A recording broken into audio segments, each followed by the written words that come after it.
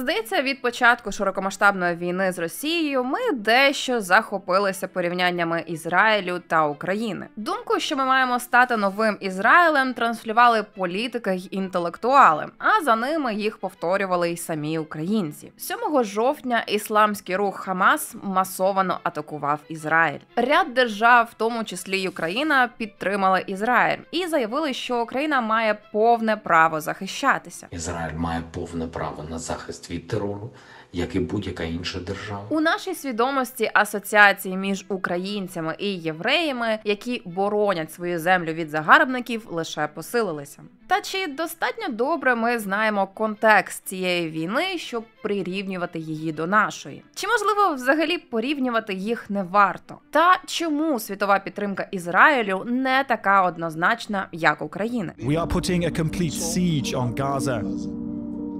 No electricity, no food, no water, no gas. It's all closed. Привіт, неполітичні! Я досить довго розмірковувала, як правильно порушити цю болючу для багатьох тему. Звичайно, можна було б, як і сотні інших каналів, намагатися викласти історію Ізраїлю та Палестини у власній інтерпретації. Але, по-перше, в питаннях історії краще довіряти історикам, а по-друге, не все пояснюється виключно історичними фактами. А ще я б могла сказати, що ми все зрозуміли. І зараз розповімо вам, хто у чому винен.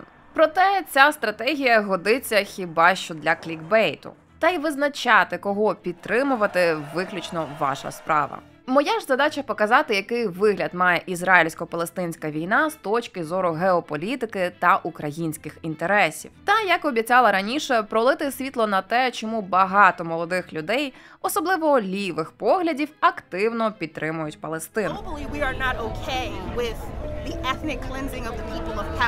І, як завжди, закликаю вас до пошуку та роздумів. І до сприяння нашій роботі вашими вподобайками. Поїхали, неполітичні!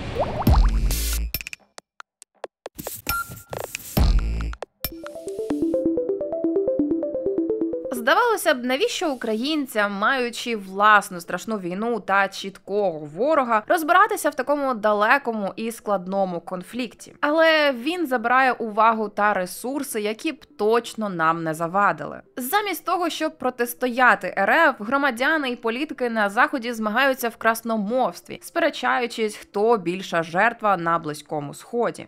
Саме з цієї причини я хочу викласти перед вами якомога більшу кількість аргументів, які вони використовують у цих суперечках. На жахливі події 7 жовтня, які стали найбільш масовим вбивством євреїв з часів Голокосту, Україна відреагувала однозначно. Терор завжди є злочином, а право Ізраїлю на захист не підлягає сумніву. Схожу позицію одразу висловили майже всі країни західного світу. Це не дивно. Ізраїль підтвердив загибель понад 1400 людей, серед яких були іноземці та власники 2 паспортів. Зокрема, понад 20 українців. Натомість країни мусульманського світу заявили про підтримку палестинців, називаючи напад Хамас не причиною кровопролиття, а його наслідком. А допомагав Хамасу планувати атаку один з основних союзників Росії – Іран, з яким Україна більше року тому начебто мала намір розірвати дипломатичні відносини. Але ви, можливо, здивуєтеся, до сьогодні не розірвала. Перелік тих, хто підтримав терористів, ще більше перетягнув українців на бік Ізраїлю. Цілих 69% українців симпатизували Ізраїлю і лише 1% Палестині. Про це свідчать результати опитування КМІС, проведені по гарячих слідах після нападу. Тоді як, наприклад, серед американців однозначну симпатію Ізраїлю висловили тільки 38% громадян, а серед британців лише 19%.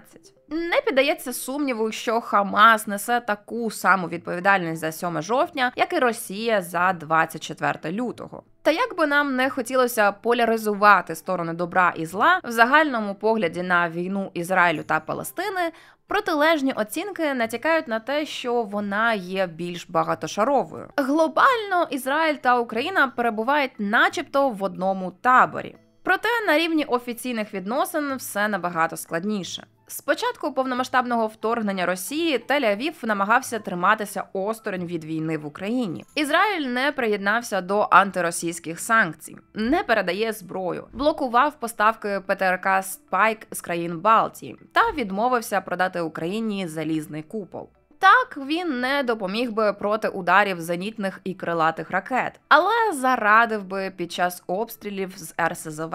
Офіційний Тель-Авів каже, якщо система через українських ворогів потрапить до рук Ірану, мільйони ізраїльтян залишаться беззахисними.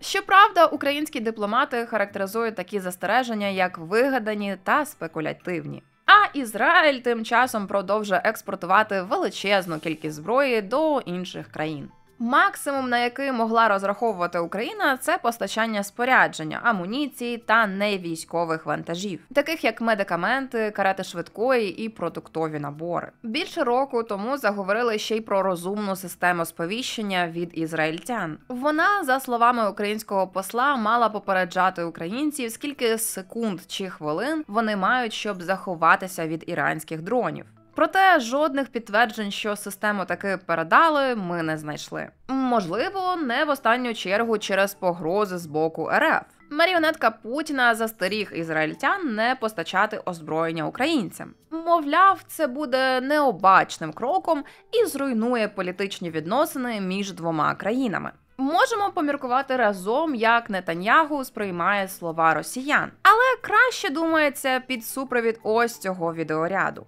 Так, братерство та дружба з Путіним цілком в стилі Нетаньягу. Засуджувати анексію Криму?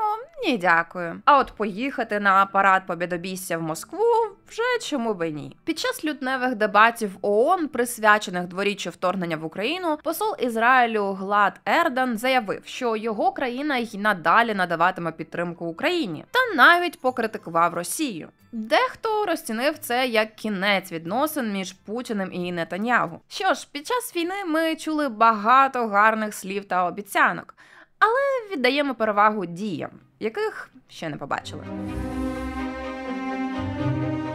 Загравання ізраїльської влади з державою-терористом Росією не скасовує того факту, що їхні противники є терористами. Хамас визнаний терористичною організацією в низці країн, в тому числі в Ізраїлі, США, ЄС та Великій Британії. Але так було не завжди. Хамас виник із палестинського відділення єгипетської ісламістської організації «Брати-мусульмани». Шейх Ясін, який його організував, спочатку займався виключно викладанням і благодійною діяльністю, переважно на західному березі річки Йордан і в секторі Газа, який Ізраїль зайняв після шестиденної війни. А у 2006 році організація вирішила взяти участь у місцевих та законодавчих виборах на палестинських територіях. Хамас несподівано виграв вибори, та керівна партія Фатх відмовилась визнати їх результат. Після цього між двома сторонами спалахнув короткий збройний конфлікт, під час якого загинули 118 людей. Результатом став фактичний поділ палестинських територій на дві частини. Західний берег річки Йордан, за винятком ізраїльських поселень, контролює Фатх, тоді як сектор Гази повністю перейшов під контроль Хамас. Тож палестинських арабів у секторі Гази на законодавчому рівні представляють люди, які беруть заручників і прикриваються живим щитом, влаштовуючи тунелі під школами та лікарнями. Проте не слід забувати, що з моменту виборів минуло майже 2 десятиліття. Після цього політичною волею людей там більше не цікавилися. Проте в кінці листопада провели опитування. Виявилося, що попри жахливі події, 57% респондентів у Газі та 82% на західному березі річки Йордан вважають, що Хамас мав рацію, розпочавши напад у жовтні. Лише 10% вважають, що Хамас скоїв воєнні злочини. Що більше трагічності та нагальності закликам до припинення вогню додає і популяція Гази, яка майже наполовину складається з дітей, яких з одного боку завалюють пропагандою ненависті від Хамаса,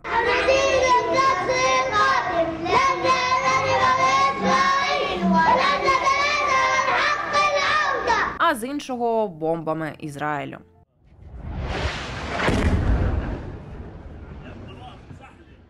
Але найцікавіше в історії з Хамасом те, що його створення фінансував сам Ізраїль на чолі з Нетаньяху. Принаймні, так стверджують опоненти ізраїльського уряду. А нещодавно про це заявив і головний дипломат ЄС Жозеп Борель. Логіка в тому, що уряд Ізраїлю начебто прагнув послабити палестинську владу на чолі з Фатх і зробити неможливими будь-які мирні домовленості. Адже їх не хотів сам Нетаньяху з його ультраправою коаліцією. Навіть доби не вистачить, щоб проговорити кожну конфліктну точку палестинців та ізраїльтян. Болюча історія кривавих зіткнень, переселенці з обох сторін, різні культури, союзники та релігійні більшості. До речі, якщо і після цього відео багато чого залишатиметься вам незрозумілим, напишіть в коментарях, чи хочете ви бачити окремий розбір кожної з країн. Та якщо коротко торкнутися релігійного аспекту, Хамас ставить на перше місце іслам, а не території. Тобто звільнення територій має стати наслідком ісламізації населення, а не головною метою боротьби. Українцям та й багатьом жителям західного світу не дуже просто уявити, що таке боротьба з релігійним екстремізмом. Так само, як і західному світу важко осягнути, чому хороших росіян для нас не буває. Другою за чисельністю групою палестинських бойовиків після Хамасу є ісламський джихад, який також базується в Газі. Термін джихад має багато різних значень. Навіть кримські татари кажуть, що для них війна проти РФ – це джихад. Але значення, до якого посилаються в контексті тероризму та Хамасу, це ніщо інше, як боротьба за віру. І ті, хто готові за неї боротися попри все. Ця боротьба передбачає, що невірного треба навернути у свою релігію, підкорити або, зрештою, вбити. В найрадикальніших проявах навіть життя вони сприймають як тотальну ілюзію, яка не має цінності. Мовляв, людина просто перебуває на порозі смерті, де негідники потрапляють до пекла, а невинні до раю. Тому якщо такий джихадист помре, це для нього добре. Якщо його діти помруть, це добре. Якщо зрадники помруть, це також добре. Суцільний він-він. Чи може в таких умовах скластися політична нація? Питання досі відкрите. Та і в рейтингу недієздатності держав, скоріш за все, Палестину чекає наближення до верхівки рейтингу.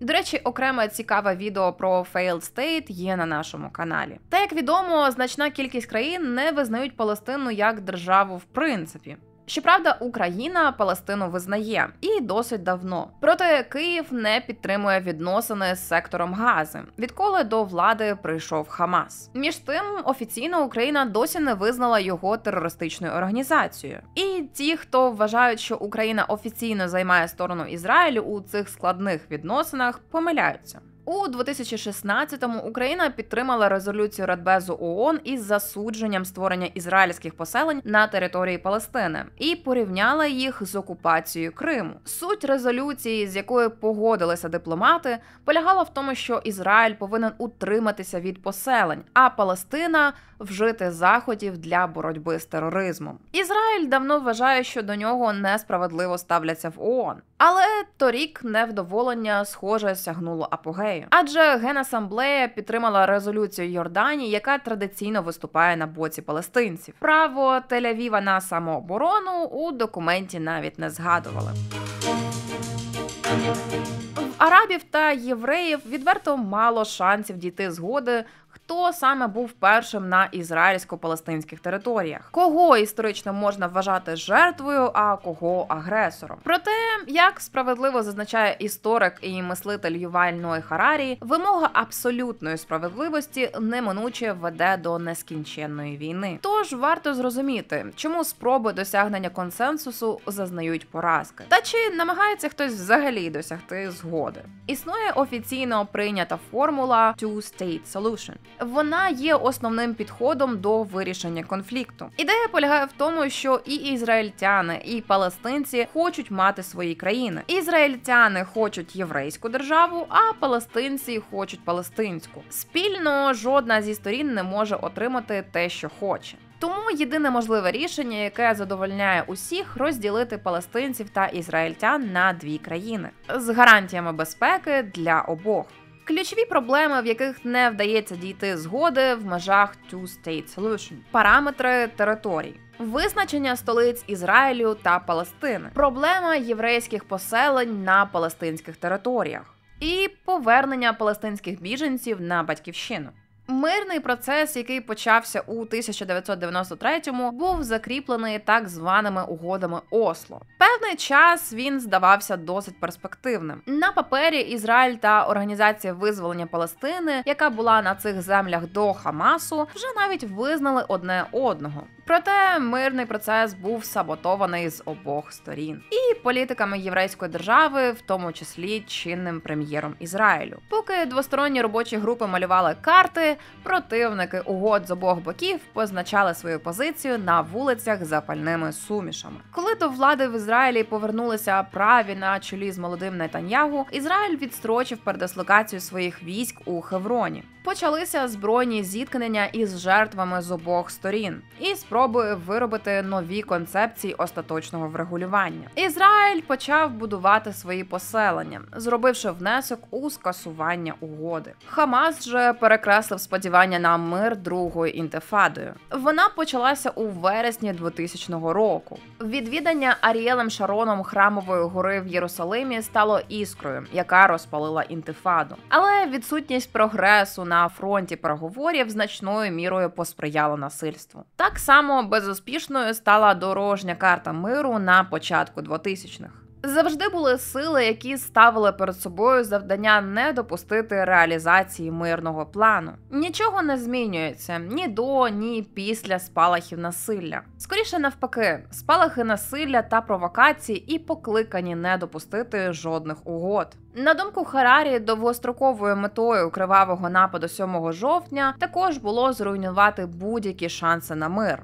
Мовляв, Ізраїль був дуже близький до історичної мирної угоди з Саудівською Аравією. Як пише Політіко, цією угодою Байден планував увінчати свій президентський термін. А вона б нормалізувала відносини між Ізраїлем та більшою частиною арабського світу. А також перезавантажила мирний процес між Ізраїлем та Палестиною. Після ескалації, яку вчинили терористи в Ізраїлі і на яку жорстко відповів Тель-Авів, наслідний принц Саудівської Аравії опинився перед важким вибором. Ігнорувати настрої прихильників Хамасу, а отже наштовхнутися на осуд і стати зрадником арабів і мусульман. Або втратити пакт про взаємну оборону та цивільну ядерну інфраструктуру від США. А отже, залишитися сам на сам проти Ірану, одвічного суперника за вплив на Близькому Сході. Іран – ще один доказ того, що формула «ворог мого ворога, мій друг» не завжди працює. Адже він робить все, щоб погрожувати Ізраїлю, і так само не дає життя арабським державам у Перській затоці. Все починалося з мережі проксі-ополчень з іранською зброєю, грошима і солдатами. А мірою того, як Іран просувався до отримання ядерної зброї, багато арабських держав почали вважати його набагато більшою проблемою, ніж Ізраїль. Тож нападом на Ізраїль за підтримки Ірану Хамас частково досяг бажаного результату. У лютому Саудівська Аравія повідомила Вашингтону, що не буде встановлювати зв'язки з Ізраїлем, доки не буде визнана незалежна палестинська держава, а ізраїльські сили не покинуть Газу. З іншого боку, це означає, що Саудівська Аравія відклала угоду з Ізраїлем, а не відмовилася від неї остаточно. А Бахрейн та Об'єднані Арабські Емірати навіть виступили проти нападу Хамас. Отже, по-перше, ці країни цінують переваги, надані США, а по-друге, вони все ще стурбовані загрозою з боку Ірану. Ці арабські уряди благають про постійне припинення вогню і, знову ж таки, закликають до Two-State Solution. Тому, за оцінкою Харарі, Ізраїль може потрапити в пастку Хамасу, якщо ввестиме війну з усіма палестинцями. Це зробить будь-яке майбутнє примирення неможливим. За його словами, багаторічне правління в Ізраїлі стронгмена-популіста Нетаньягу звелося до розділення нації в суперечках. Він називає це уроком для демократій усього світу. Якщо ви обираєте такий типаж популістів, які підривають національні державні інституції, у вас не буде держави, коли вона буде потрібна понад усе. Ізраїль своєю чергою продовжує демонструвати таке собі розщеплення особистості на національному рівні. Ультраправі члени уряду Нетаньягу, в тому числі міністр нацбезпеки, публічно заявляють: палестинців слід виселити за межі Гази. Вони відкидають можливість створення палестинської держави і просять союзників не втручатися у внутрішні справи. Держдеп їх за це критикує і нагадує, що їхній шеф взагалі-то говорить інакше. Нещодавно ізраїльська влада також офіційно відмовилася від одностороннього визнання палестинської державності. В Кабінеті міністрів рішення було схвалено одноголосно. Прем'єра підтримав також Кнесет. Ба більше, групи поселенців вже говорять про намір окупувати та розміщувати ізраїльтян в поселеннях Гази. Офіційна позиція Ізраїлю полягає в тому, що будь-яка постійна угода з палестинцями має бути досягнута шляхом прямих переговорів між двома сторонами, а не за міжнародним диктатом. Хоча відомо, що Нетаньягу противник будь-якої палестинської державності. Жодних переговорів про її державність не велося з 2014 року. Що ж таке міжнародний диктат в інтерпретації Ізраїлю?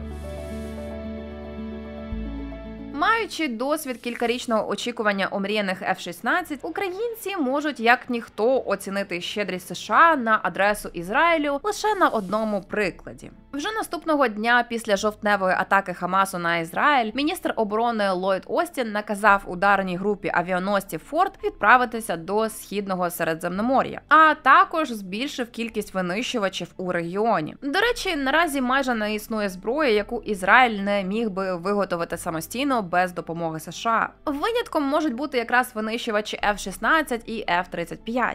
Та навіть запчастини цих літаків зараз виробляються в Ізраїлі. Жовтневі події підтвердили, відносини США та Ізраїлю не менш тісні, ніж раніше. Обсяги безповоротної допомоги Ізраїлю з часів Другої світової перевищили 158 мільярдів доларів. Сукупно це більше, ніж США надали за цей час будь-якій іншій країні світу. Та навіть така підтримка не зупиняє владу Ізраїлю від зухвалих висловлювань на адресу Держдепу. Байдену регулярно пригадують його старий жарт. Якби Ізраїлю не існувало, Сполученим Штатам довелося б винайти його, щоб захищати його інтереси в регіоні. Справді, тандем США та Ізраїлю так чи інакше стримує заворушення на Близькому Сході, які загрожували б доступу до регіональних поставок нафти, від яких Америка залишається залежною. Втім, чимало американців критикують політику чинного президента Байдена щодо Ізраїлю. Трампісти називають її недостатньо жорсткою, а ліві демократи обурюються через спричинення гуманітарної катастрофи в Газі. Те, як Байден веде війну між Ізраїлем і Хамас, за даними соціологів, підтримує тільки третина населення штатів. Абсолютна більшість американців, особливо молодь до 34 років, вважають бойові дії у Газі за підтримки США несправедливими та непропорційними. До речі, Трамп вже пообіцяв анулювати візи іноземним студентам-антисемітам і взагалі депортувати всіх, хто публічно підтримує Хамас. Водночас одіозний республіканець встиг образити Ізраїль, оскільки висловився добре про угруповування Хезбола і звинуватив Нетаньягу, що той був не готовий до атаки Хамас. Крім того, Трамп блокує виділення грошей Ізраїлю так само, як і Україні, роблячи союзників розмінною монетою у змаганні за президентське крісло. Коли Трамп був президентом минулого разу, він встиг визнати Єрусалим столицею Ізраїлю, перевести туди американське посольство та запропонувати свій мирний план, який назвав угодою століття, і який демократи охрестили димовою завісою для анексії палестинських територій. Думки людей про Ізраїль часто сильно залежать від того, що вони думають про зовнішню політику США.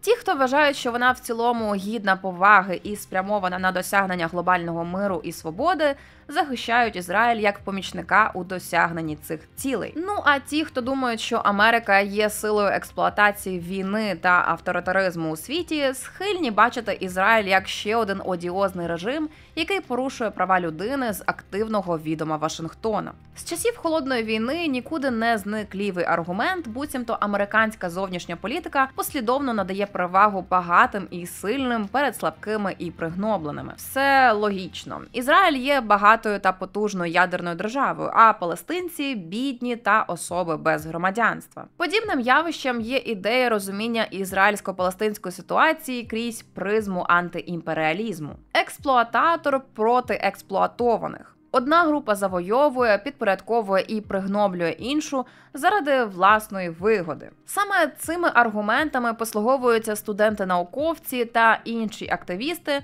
зокрема і в Штатах, які сьогодні активно виступають за права палестинців. Антиколоніальна теорія є центральною для їхнього світогляду. Тому чимало тих, хто протестує за права та свободу Палестини, навіть не до кінця розуміють всю сутність конфлікту. Build a new workers' party, a socialist alternative to Sunak and Starmer for a socialist intifada. Yeah. What's a socialist intifada? If I'm being honest with you, I just got this at the stand over there. Okay. I don't actually know the definition of the word intifada. І сипляться на питанні, що буде з Ізраїлем, якщо їхні слогани «від моря до річки» втіляться в життя. So I just noticed the signs that you got from the river to the sea, Palestine will be free. What does that mean? Because I guess what I mean is how would that come about? What would happen to the Israelis, etc.?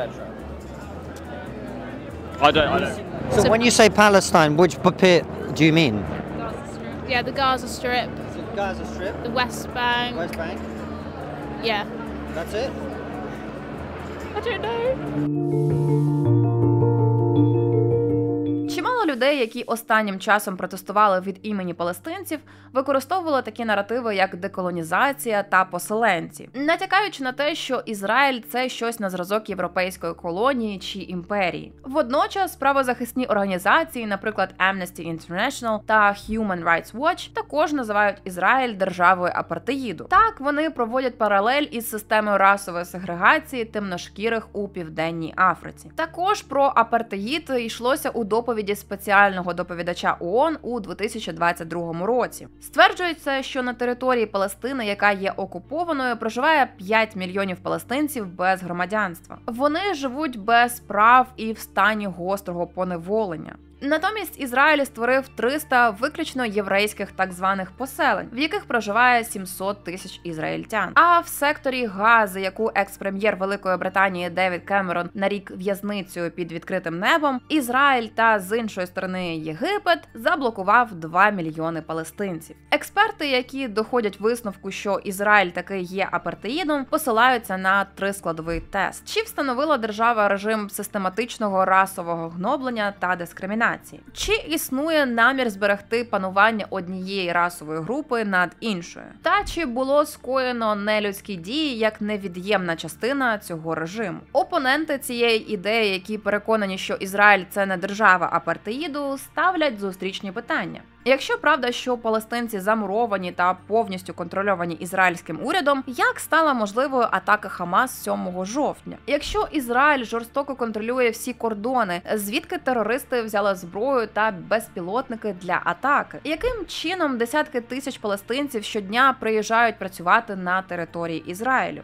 Та чому Ізраїль не має права забороняти в'їзд на територію палестинцям, які не мають дозволу на роботу? Менше з тим, навіть ті, хто ставлять під сумнів сам факт апартеїду, погоджуються.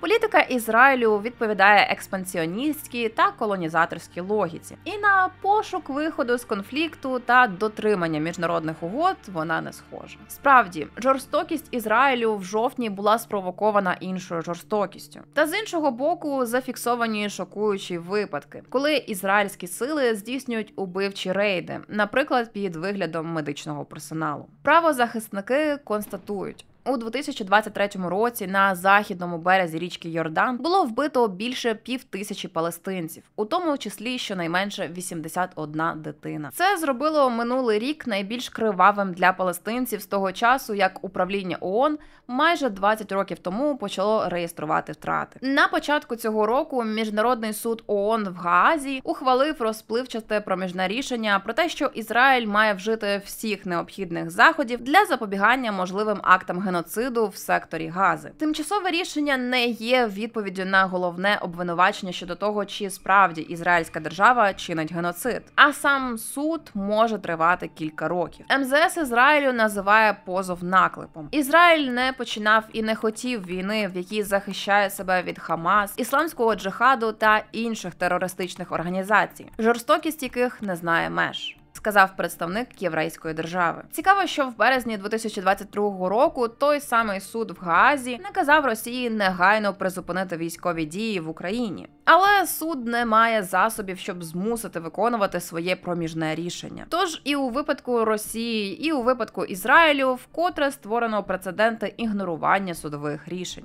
Поки ж союзники Ізраїлю і в тому числі США занепокоєні порушенням норм міжнародного гуманітарного права з боку уряду Нетаньягу. Першою експорт зброї до Ізраїлю припинила Канада. Згодом суд Нідерландів зобов'язав країну припинити експорт деталей для винищувачів F-35. Також деякі данські організації звертаються до суду з вимогою припинити експорт озброєнь. Нещодавно в ООН констатували, голод в секторі Гази є неминучим. Результати звіту підтвердив і держсекретар США Ентоні Блінкен. За його словами, 100% населення Гази відчуває гостру нестачу продовольства. Ситуацію, яка склалася на думку Верховного комісара ООН з прав людини, можна прирівняти до воєнного злочину моріння голодом з боку Ізраїля.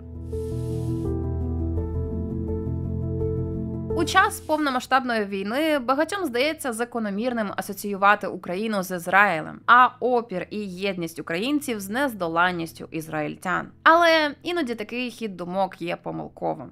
Звісно, Київ, як і Тель-Авів, пристосувалися виживати під регулярними обстрілами ворога. До того ж, обидві наші країни останнім часом були зненацька атаковані терористами. Водночас абсолютно зрозуміло, що протистояння Ізраїлю та Палестини не є таким чорно-білим, як намагання Росії підкорити українців. А тривалі спроби мирного процесу на Близькому Сході рано чи пізно саботуються всіма сторонами. Досить важко уявити, що two-state solution колись по-справжньому приймуть Нетаньягу і його ультраправі друзі. Так само мало реально, що цього захоче Хамас та ісламський джихад. Щоб відбулося розведення сторін, мають бути розуміння і згода, куди саме розводити. А їх немає. Натомість, що більше жорстокості відбувається, то більше ситуація виходить з-під контролю. Можливо, дати надію на порозуміння могла би зміна влади, та наразі це виглядає надто далекою перспективою. Багато в чому з Ізраїлю все-таки варто брати приклад. Адже він мілітаризувався і водночас живе не лише помстою, як його вороги. За кілька десятиліть Ізраїль став тим гравцем, до якого прислухається світ. Громадяни єврейської держави побудували демократичні зв'язки і сильну економіку, в яку хочеться вкладати гроші. Та українцям не завадить бути більш поміркованими в оцінках дій обох сторін. І не забувати, що Палестина не завжди дорівнює Іран чи РФ, а Ізраїль навряд чи дорівнює США, а часом аж ніяк не вписується парадигму друга. Дякую за те, що додивилися до кінця. Впевнена, хтось із вас не погодиться з якимись твердженнями. Це й не дивно для такої складної, контроверсійної теми. Запрошую вас до чемної дискусії в коментарях. І не забувайте підписатися на наш канал, якщо досі цього не зробили. Почуємося, не політичні.